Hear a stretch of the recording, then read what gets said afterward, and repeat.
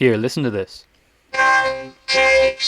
Can you guess which troops deploy sound that is? Well, of course you can. That's the mini P.E.K.K.A. Now let's try a harder one. That one was the knight. Great job. Whoa. Alright, now let's go 3 back to back. This is the final one. Yay.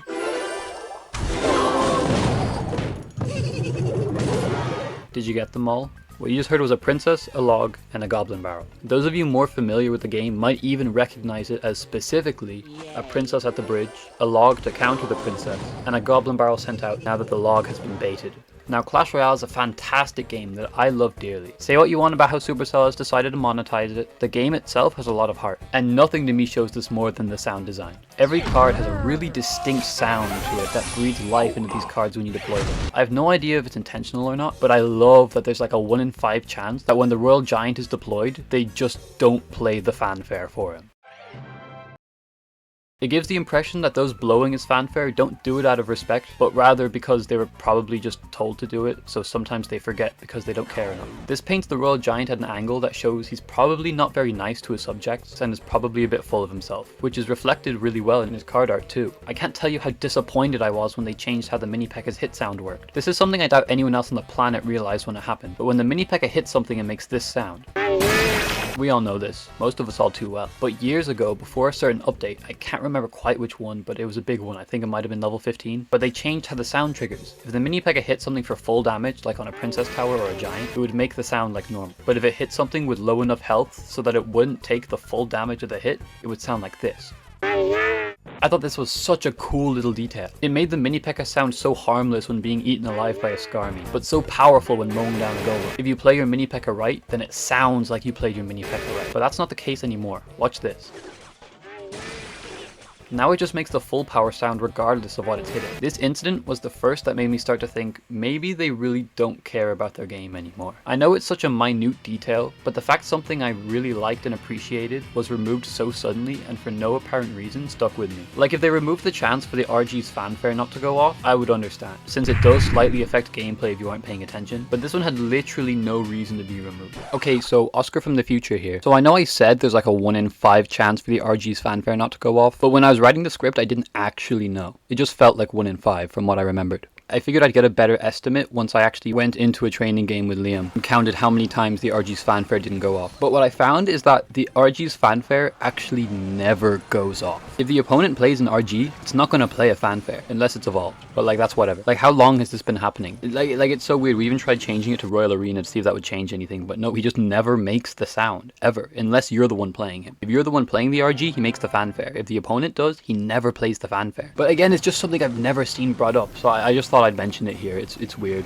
I don't want to have to rewrite the whole script, but if anybody knows if this is intentional, I'd love to know. From then on, I started to notice other little things, like the Goblin Giant star skin just randomly detaching itself if it's frozen or stunned in any way. Like they must have fired the team that does the star skins or something, because surely someone would have fixed it by now. Other small things, like the more options menu in the settings, just not being centered correctly, which is kind of funny. Or this one Night Witch emote being way bigger than the others in the preview, but when animated they all become the same size. Yes, this matters to me. None of these are criminal offenses by any means, but come on guys, I hate to say it, but this game is just unpolished. But this video isn't about the game being unpolished, it's about AI. For the longest time, AI wasn't even on my mind, completely outside my radar. I mean, sure, this game is a mess at times, but surely they wouldn't stoop that low. Until the Boost Fields event, that is. Look at this behemoth. Everything is the wrong size, the wrong height, and it has absolutely nothing to do with Boost Fields. To me, this was undoubtedly, undeniably AI generated, and I won't stand for anyone saying otherwise.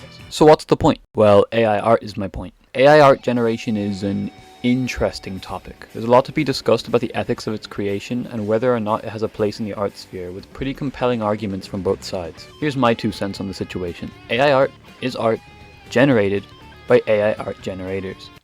You type your prompt into a little text box and it interprets your words into a piece of art. Pretty simple stuff. Ask anyone who is somewhat proficient in using these generators and they'll tell you it's not as easy as it may seem though. Finding the right prompts to generate a great image is something which takes a lot of experience to master. And you need a great creative vision on top of it all if you want to create something that is true, genuine art. Not to mention AI art generation can only get you so far with today's technology. More often than not, after generating an image, it'll need a lot of editing done to smooth out the rough edges, which can take a lot of time to complete. Contrary to popular belief, AI art generation is not as simple as just typing out a single sentence and then posting it on Twitter.x, the everything app. That being said, I don't think anyone is arguing that it's tougher than actually just whipping out a drawing tablet and drawing the image yourself on Clip Studio Paint, but that's not really my point. I just wanted to paint a fair, unbiased image in your head of what goes through AI art generation before I tell you that I fucking hate AI art. But explaining why I hate it is kind of tricky. It's not because it's lazy, which it kind of is, or because the generators feed themselves by stealing art non-consensually, which they kind of do, or even because it takes artists' jobs in an already cutthroat industry, which it definitely does, but rather for more personal reasons.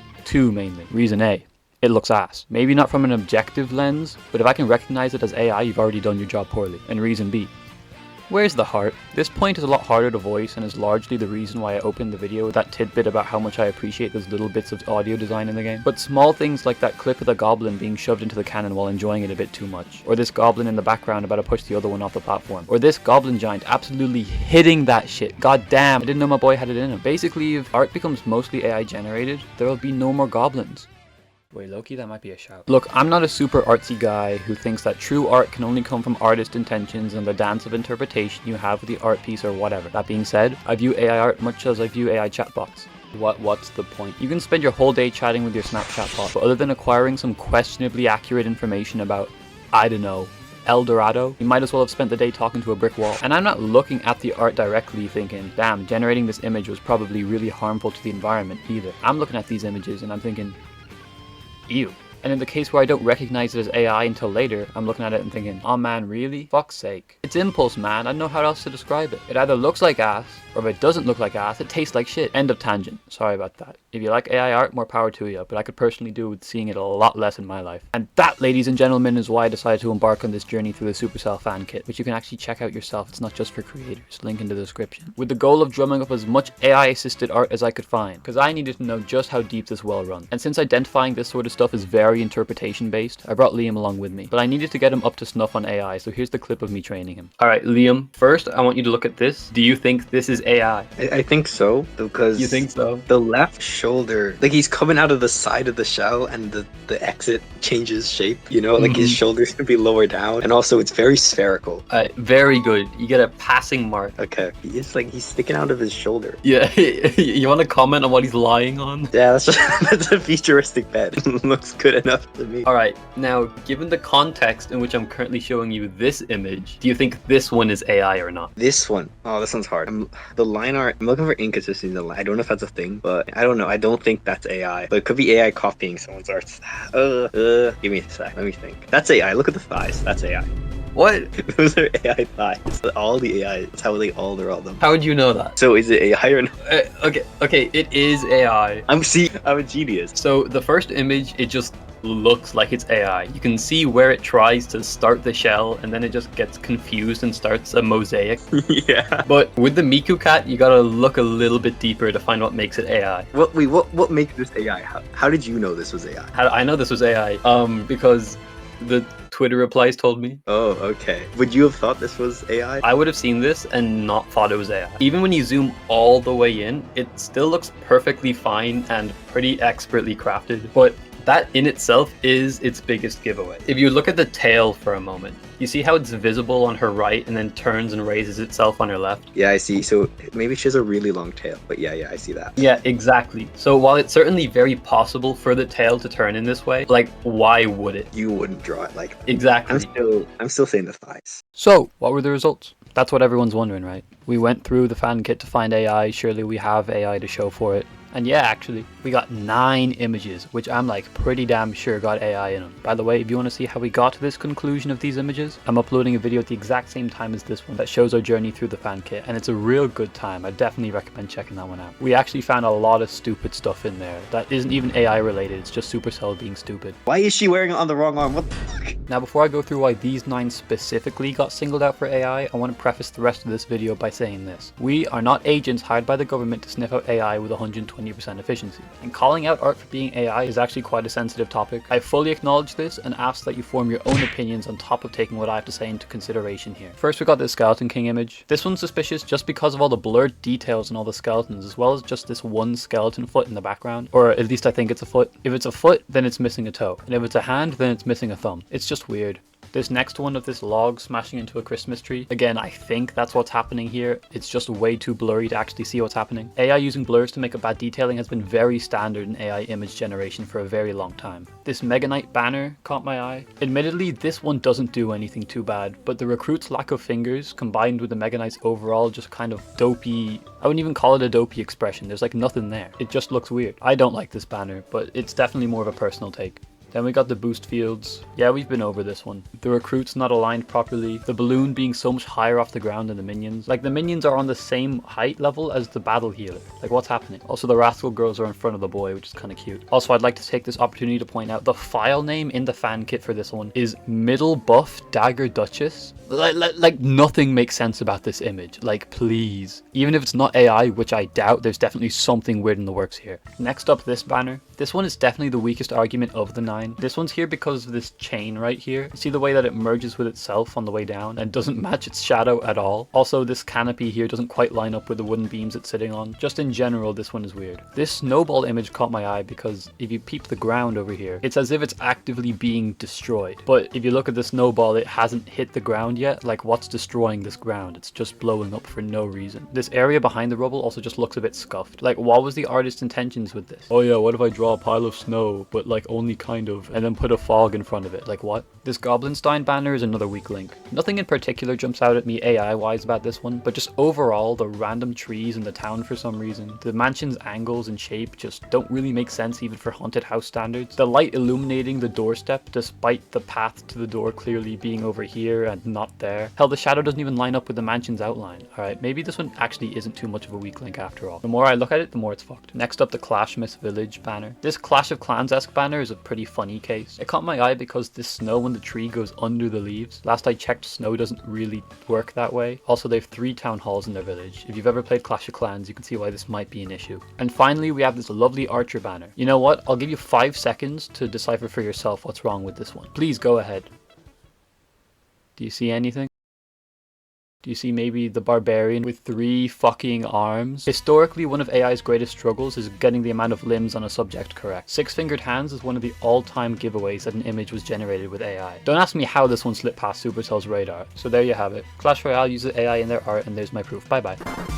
Look, I haven't been completely transparent with y'all. After getting off the call with Liam, I did a little bit of digging. I thought maybe there actually is a barbarian character in the comics that has a 3rd arm. Like, I didn't want to just make this video and be a dickhead about it in case there actually was. So I actually bought the comic and read through to the end. And there was no barbarian character in this comic with a 3rd arm. In fact, I don't think there was a single barbarian character in the comic, period. But another thing I noticed was that the freckled archer from the banner also wasn't in the comic. So what gives? Oh my god, there are 8 novels of this shit? What? Who's buying these? I actually kind of liked the first novel low-key. I would have read the rest if they weren't 15 quid each. Hit the like button and leave a comment if you want to see a review on them though. Because finding info on these comics is a fool's errand. Like, there's a reason I didn't know about these things existing. I don't think anybody did. Getting back on track, I wasn't bothered to buy more of the novels, but I was determined to put this whole tumor barbarian thing to rest. So I did a bit of digging, and lo and behold, on the preview image of the Books of Clash Volume 2 on Amazon, boom! The exact archer image they ripped out for the banner. And if you look a bit to the side of it, boom! Tumor barbarian. But it's not a tumor, it's just the arm of a separate barbarian running behind it. Someone at Supercell is just really bad at cropping. Now I saw this and I thought, is this really a satisfying end to the tumor barbarian saga? Sure. To be honest, I'm just glad I didn't have to buy any more of the books. So I guess this knocks this banner off the AI list. But we still have 8 others, right? We still have proof that Supercell uses AI in their game. Well, for starters, I also later discovered that this image of the snowball is just an edited version of this Super Ice Golem splash art. The reason it looks weird is just because the image wasn't designed with the snowball in mind, so that's why the ground is blowing up. But, okay. 7. We have 7 pieces of evidence. Well, also no. This one of the arena, as suspicious as the chain is a very accurate representation of the arena shown in many of the other renders in the fan kit. Despite the weird canopy, it simply does too many things right for me to label it as AI in good conscience. Same with the Clashmas Village. The snow on the tree could be chalked up to a design choice, and the 3 town halls could just be a genuine mistake, since the rest of it is pretty good and up to snuff. So, 5 pieces of evidence? Yeah, 5. 4 if we take away this one, since it's pretty much just here for personal reasons. I hate this banner, I don't know what to tell you. Call it a hunch, call it what you want, but I got my eyes on you. I can pretty confidently say that I think AI had a hand in making these 4 though. Boom! credits roll, fake out for a second time. I need to get more jokes. What you are watching right now is actually a re-uploading of this video. Think of everything that happens from now until the end of the video as free DLC. The original video ended right here, stating that I'm pretty sure these 4 are AI assisted, and I was 100% prepared to be wrong about that, by the way. If anything, I just wanted to start a discussion about this stuff within the community to keep Supercell on their toes, because I feel AI art is a real issue in the game development scene, and I don't want them getting complacent like they have for the star skins and such. But you know how it be. I'm really new to this YouTube stuff and scripting is hard, okay? Messages get lost and jokes don't hit, so I'm here now to set things straight. I'm gonna try roll this one out quickly so the editing might be toned down a bit. The main comment that grabbed my attention the most was this one. Like, Art Station? What the fuck is Art Station? Holy shit, this thing's like the FanKit on crack. When I tell you this changes everything, I mean, it changes everything. Looking back, it was a huge oversight to release the video without even knowing about the existence of this. From this website, I pretty quickly gathered that Supercell works together with 2 main studios to produce the majority of their animations and more impressive art pieces, such as these 3 made for Clan Wars 2. They are MAR Studios and Oculus? I'm gonna call it Ocellus. Other studios who come up frequently are Mooncology, Squeeze, and Psyop, albeit not nearly as often as the other 2, with Mooncology being responsible for a lot of the loading screens and Squeeze and Psyop usually only having a hand in those beautiful 3D cinematics, as well as the occasional loading screen from what I've seen. Wait, did they did work on the Elixir Golem animation. So Psyop are the guys responsible for the Goth Archer? Psyop! My soul is yours!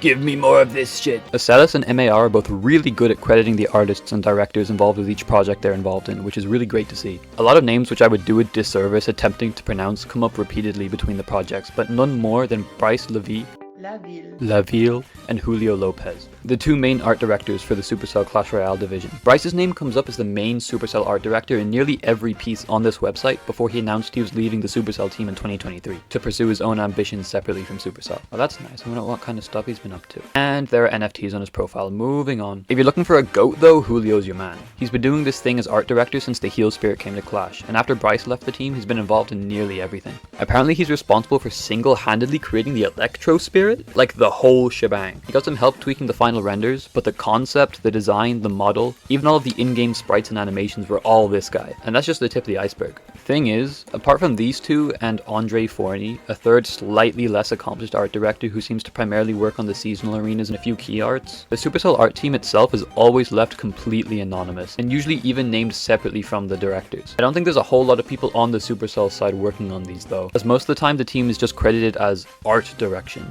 and sometimes initial concept. I don't know, it feels weird that they would credit the Supercell art team and art director separately when it seems they're both just the same guy. I'm not the most familiar with big company practices in this area, but coming from a background of Yu-Gi-Oh, it's actually really nice to be able to put names to art pieces at all, so I'll take what I can get. This is how I find out that the Little Prince watches anime. You think he made the Guardian sit through all of One Piece with him? No, Guardian, you don't get it. He's made of rubber, it's fucking unreal. Now how does all this tie back to everything that's happened in the video up to this point? Well, for starters, everything found on this website is something artists are trying to get credit for, to put in their portfolio. And since every piece of art here has had at the very least a creative director, if not a team of like 10 other artists keeping them accountable, it's safe to assume that not a lick of AI was involved in anything that can be found on here, which includes the Goblinstein banner and the Skeleton King image, which is actually just a screenshot from the animation. And yeah, it is weird that these skeletons have lower jaws. That never even registered with me. Why do they have lower jaws? Is he summoning wall breakers? That'd be kinda sick. You gotta be fucking kidding me. Who the fuck is Robin No Name No Socks Airman? Is that a threat? This still leaves Logmas banner and boost fields over here unaccounted for though, and I've learnt from my mistakes. I checked every Logmas animation, to which I'm shocked there are actually 2 of, and it ain't here. Boost fields also ain't on the website, which in a way makes it even more suspicious, but as the Little Prince helpfully pointed out on my original video, we know that it can't be AI since it was made for Clan Wars 2 all the way back in 2020, and generative AI only really started kicking off with Midjourney in 2022. Now this was a huge oversight from me. I had almost completely forgotten there was a time I didn't have to deal with this bullshit. I'm still going to refer to it as boost field since we don't dead name in this house, but it makes sense. I reverse image searched it just in case, and it all checks out except for this one result which dates back to 2018. I think this is a bug with Google though, as the video's actual thumbnail is very different. I have no idea why this result appears like this. This leaves Logmas as the last convict, the one villain, the sole bad guy. And admittedly, I'm stumped. I found that it was part of a challenge in the December 2023 Naughty or Nice season, and Royale API says it's supposed to be paired with these caroling goblins. Wait, there's a widescreen version of this image? Oh, that's AI, wow. Royale API isn't actually run by Supercell, by the way, so don't worry, this doesn't mean anything. It's just almost funny seeing AI art in the wild, again after going down this rabbit hole. After looking for like 20 minutes because this website search feature doesn't work sometimes, I eventually found a post including 2 of the season's banners. And then in a completely separate post by another artist, I found a third one, but no caroling goblins in sight. This leaves Logmas as the only banner from this season without accountability. Well, almost. There is one other holiday banner not here. You thought we were done with Clashmas Village, baby! I thought I was done with Clashmas Village. But what goes around comes around, and I think I'm getting a pretty good idea of what's going on here. I found it. Stop the video. I had this shit fully scripted, recorded, and it wasn't until I started gathering images for the editing that I found it on MAR's profile under Supercell Miscellaneous. Which means it doesn't even come up if you type in Clash Royale into the search bar. How the fuck was I supposed to find this? But whatever. I don't care at this point. The goblins, the ice wizard, it's all accounted for. Pissing me off, but whatever. Now it's just a small theory. And if I'm wrong about this, please leave a comment.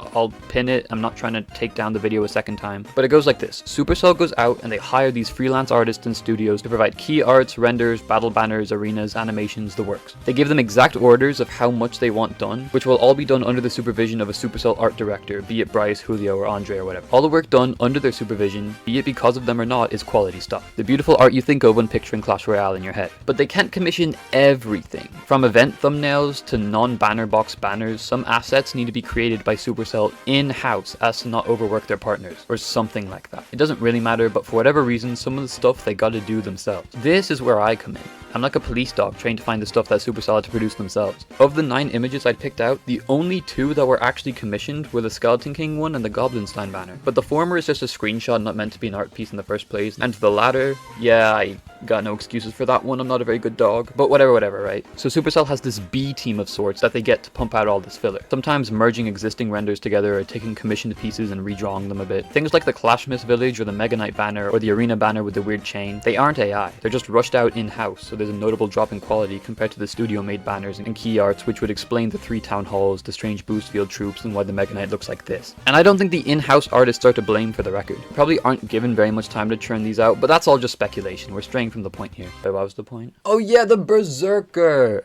I was genuinely shocked at the sheer amount of comments I got that were confused why the Berserker and Void spell were left unmentioned in the original video. Like, yeah, I can definitely see it. Her eyes are very piercing, and the background and the whole thing has a scent of AI style. I see it less with the Void though. Like, come on guys. Peep the look dev on that bitch. Yeah, I've been picking up some new terms. I don't even know why I'm bothering trying to convince you at this point. There's a bunch of concept designs right here which pretty much invalidate any possibility of the card being AI. They haven't released the stuff in the Berserker yet, but I can guarantee you that when they do, every artist is gonna get their credit. I'll even make a community post about it when it happens, so make sure you click that subscribe button, eh boss? So to answer the question, does Clash Royale use AI art? No! Or at least, not yet. If my theory about the supposed B team, which is literally just a theory, holds any sort of water, then I wouldn't be too surprised seeing something AI assisted within the game in the future. I hope you guys learned something from this, because I sure fucking did. I'm glad I was able to share this ArtStation stuff, because damn, I really think more people should know about this. And if nothing else, this experience was another reason for me to hate generative AI, so I'll take it. I'm going to keep a lookout though, you can bet your ass on that. And I'll be sure to report any suspicious activity going forward. But until then, this 3-armed barbarian really wants me to urge you to subscribe. Like, bro, I already told them like a minute ago, chill. Like the video, share, and I